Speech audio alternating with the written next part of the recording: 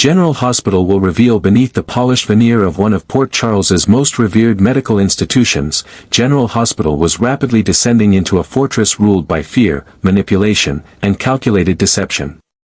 What was once a sanctuary of healing had become the epicenter of a sinister power play led by two unlikely yet ruthlessly strategic allies, Liesl and Drew. At the heart of the unfolding chaos lay the shocking downfall of Portia, a once-respected physician whose career came crashing down when evidence emerged that she had falsified critical test results for Heather, a patient entangled in a web of psychiatric instability and legal controversy. While the official narrative pointed to a lapse in professional judgment, the truth ran far deeper and far darker. For months, Drew had viewed Portia as a threat to his growing influence within the hospital's expanding research divisions. Portia, known for her unwavering ethical stance, had quietly opposed Drew's sponsorship of high-risk clinical trials that prioritized rapid results over patient safety.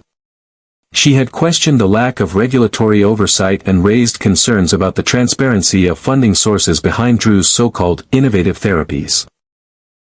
Her resistance, while muted and careful, did not go unnoticed. Drew, a master of strategic silence and precision timing, recognized that Portia's continued presence could derail his long-term ambitions. He needed her out of the way, but cleanly, legally, and without exposing his own motivations. Enter Liesl. Stripped of her medical license following a string of ethically questionable procedures and controversial experiments, Liesl had been living in professional exile. Her name, once feared and admired in equal measure, had all but faded from the hospital's corridors. But Drew saw in her a rare asset, someone whose brilliance was matched only by her willingness to operate in the gray areas of medicine and morality. He approached her with an offer she couldn't refuse. Full reinstatement, total authority over the hospital's human resources department, and political immunity within the hospital board in exchange for her assistance in destroying Portia's credibility from within. The terms were clear. The execution would be flawless. Armed with Drew's inside access to digital records and historical lab reports, Liesl quickly identified vulnerabilities within the hospital's data storage system. Her years of experience had taught her where to look, what to manipulate, and how to cover her tracks. Through a combination of manipulated timestamps, selectively leaked memos, and doctored audit trails, she built a damning narrative suggesting that Portia had not only altered Heather's test results but had also attempted to suppress follow-up diagnostics that could have contradicted her initial findings. Liesl didn't just expose Portia, she buried her. The board convened an emergency session behind closed doors. Portia, blindsided by the speed and intensity of the accusations, was stripped of her badge and escorted out of the hospital under security watch. Her name was splashed across internal memos as an example of the institution's new zero-tolerance policy. The shock of her removal sent ripples through every department, but the tremors didn't stop there. Terry, who had anticipated a seamless promotion in the wake of Portia's dismissal, quickly learned that she too had been ensnared in the growing purge. Citing gross oversight and failure to uphold institutional integrity, the board moved to remove her as well, accusing her of negligence for not uncovering Portia's misconduct sooner. Terry protested, claiming ignorance, but her objections fell on deaf ears. She, too, was out, sacrificed to reinforce the illusion of reform. Into this manufactured vacuum of leadership stepped Liesl, reintroduced not as a former pariah but as a savior tasked with restoring order. The announcement of her appointment as chief of staff stunned even the most jaded staff members. Her return was not met with applause but with stunned silence, punctuated by whispered disbelief. For many, it felt like watching a ghost from the hospital's darkest chapters walk triumphantly back into the heart of power. But none could have imagined just how much worse things were about to become. What the doctors and nurses didn't realize was that Liesl and Drew had already mapped out a complete restructuring of the hospital's inner workings. The personnel reshuffle was only the first phase. Behind the scenes, Drew was integrating his network of private investors and pharmaceutical contacts into the hospital's research funding streams, diverting oversight from institutional committees and channeling decisions through his hand-picked subordinates. Liesl, meanwhile, began consolidating authority over hiring, disciplinary action, and internal performance audits. Promotions were handed to allies, dissenters were marginalized or quietly transferred. Within weeks, the hospital's culture changed drastically. Staff who once thrived in an environment of collaboration now walked on eggshells, fearful of retribution for even minor infractions. Anonymous evaluations were introduced, encouraging employees to report each other for inefficiencies or deviations from protocol.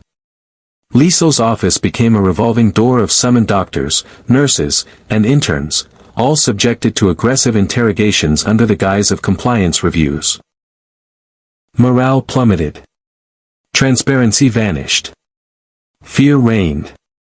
The most disturbing part was that the changes appeared, on paper, to be working. With new trial results flooding in, favorable data, heavily curated and often unverifiable, began to paint a picture of medical breakthroughs and innovation. Drew's external partnerships expanded, and the hospital began to receive accolades for its supposed advancements in cutting-edge care. Local media outlets ran flattering profiles of the institution's resurgence under new leadership. Liesl was hailed as a no-nonsense reformer, and Drew as a visionary investor willing to bet on bold ideas. But inside the hospital walls, the reality was starkly different. Patients enrolled in new treatments were beginning to suffer unanticipated side effects. Complaints were stifled. Consent forms were rewritten in legalese so opaque that most patients signed without understanding the risks. Physicians who questioned the safety of new protocols found themselves reassigned or accused of non-compliance. Labs were overworked, lab technicians undertrained, and safety protocols systematically ignored in favor of speed. All of it, every manipulated record, every coerced resignation, every silenced objection, was part of a larger strategy to transform General Hospital from a public-serving institution into a profit-generating, privately controlled engine of unchecked experimentation. What started as Drew's answer to opposition had become a dark alliance with a disgraced doctor hungry for redemption through dominance. And still, the hospital board remained curiously silent, complicit in their inaction. Whether they were fooled, fearful, or financially invested, one thing was clear: no one was coming to stop them. Liesl and Drew now ruled General Hospital not just with credentials, but with complete dominion. Each step forward cementing their power, each ruined career a warning to others who might dare stand in their way. What had once been a hospital now more closely resembled a fortress of control. The question was no longer if things could be fixed, but whether anyone inside still had the courage to try. From the very first day of her reinstatement, Liesl began to implement a meticulously orchestrated purge, quiet but undeniably effective. It didn't begin with loud firings or dramatic confrontations. Instead, it unfolded as a calculated dismantling of any trace of the old regime. Anyone previously associated with Terry or Portia, whether by professional alignment or mere proximity, found themselves under immediate scrutiny. Long-standing department heads were reassigned to less influential posts. Trusted nurses and support staff were demoted under the guise of performance restructuring. Many others, worn down by the sudden hostility of their new work environment, chose to resign entirely, realizing that resistance would only lead to more humiliation. In their places came a stream of unfamiliar faces, new hires from vague origins, many without impressive resumes or credentials, but all sharing one unmistakable quality: absolute loyalty to the new leadership. These were not professionals chosen for merit, but for malleability. They were individuals handpicked for their willingness to follow orders without question, to look the other way when necessary, and to enforce policies designed to tighten Liesl's grip on the hospital's inner workings. Among the first casualties of this new order was Elizabeth, the respected and battle-tested head nurse whose experience and voice had long served as a stabilizing force within the institution. Known for her advocacy of patient rights and her candid input in administrative meetings, Elizabeth was abruptly informed that her access to the electronic health record system had been temporarily restricted due to a systems update. In truth, it was a move designed to silence her and render her influence inert. Without access to vital information, she could no longer flag inconsistencies or raise red flags about patient care standards. Something she had done regularly under the previous leadership. Lucas, another seasoned member of the hospital's medical staff, was quietly reassigned to the emergency department. On paper, the transfer appeared lateral, but in practice, it was a demotion cloaked in logistical necessity. He was handed an overwhelming workload with endless night shifts and critical cases, leaving him no bandwidth to question the rising changes or participate in committee discussions. His voice, once prominent in departmental reviews and ethics panels, had been effectively neutralized. Perhaps the most egregious targeting came against Isaiah, a physician of color who had long been an outspoken advocate for equity within hospital hiring and patient care. Liesl's administration, under the new performance metrics she personally authored, claimed that Isaiah had failed to meet revised patient turnover quotas. Standards that were nearly impossible under his specialized patient load. His hours were cut, his privileges limited, and his reputation sullied through back-channel whispers about inefficiency. The real issue, of course, was not his performance, but his unwillingness to conform to a regime that valued obedience over integrity. Throughout this process, the hospital's board of directors remained conspicuously silent. Worn down from years of lawsuits, media scandals, and internal infighting, they saw in Liesl a short-term solution to a long-term crisis. She was their bulldozer, ruthless, decisive, and most importantly, willing to do what they could not. To them, she was cleaning house, restoring order, and projecting a renewed image of discipline and structure. They overlooked her sordid past, conveniently forgetting that she had once been exiled for violating the very principles she now claimed to uphold. And in doing so, the board made a grave error. They handed absolute power to someone who had every reason to abuse it. Liesl, backed fully by Drew's political and financial networks, wasted no time leveraging her newfound authority. She pushed through an aggressive wave of contractual agreements with obscure pharmaceutical companies, many of which had no prior affiliations with General Hospital or any reputable research history. These companies offered generous funding, yes. But in return, they demanded priority access to patients and facilities for untested, experimental treatments. These trials, branded under the euphemism of advanced research opportunities, were rushed into motion without the usual layers of peer review or ethical clearance. Consent forms were revised to exclude critical side effect disclosures. Patients, many of whom were underinsured, elderly, or in dire medical states, were funneled into programs with only vague promises of results. Most were unaware that they had become test subjects in high-risk clinical experiments.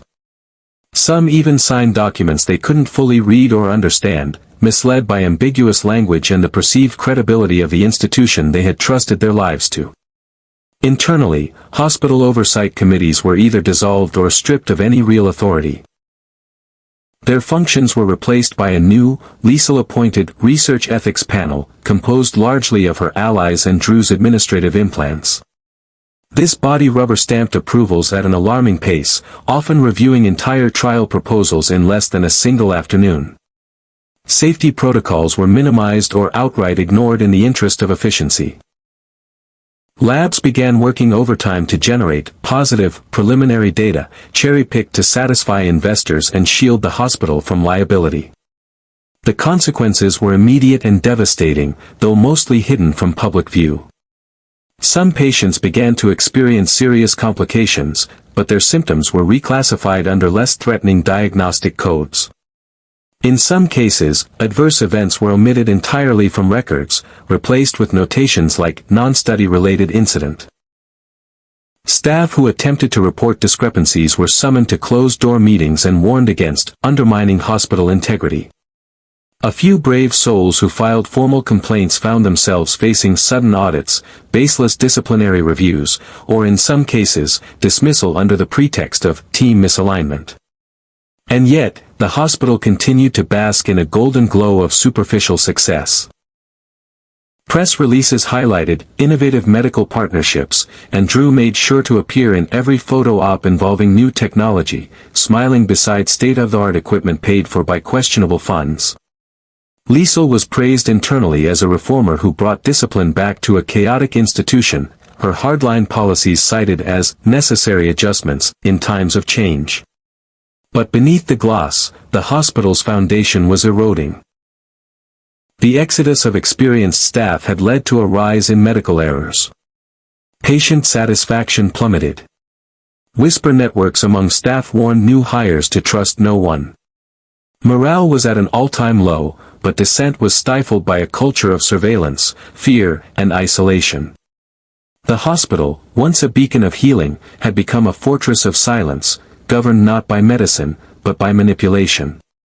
And all of it, the firings, the silencing, the exploitation of vulnerable patients, was the inevitable consequence of a system that chose expedience over ethics, optics over truth, and profit over people.